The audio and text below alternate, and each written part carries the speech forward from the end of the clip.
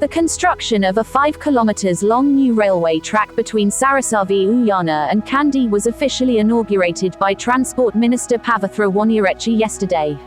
At present, around 64 service runs per day operate between these two destinations.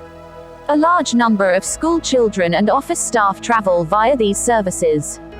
Therefore, heavy traffic at the railway crossings and train service delays occur. As a solution, officials planned to build a dual-line railway track between Sarasavi Uyana and Kandy. The first phase will be from Kandy to Gatambe and the second phase will be from Gatambe to Sarasavi Uyana. The estimated total cost for the project was 589 million rupees, the Transport Ministry announced.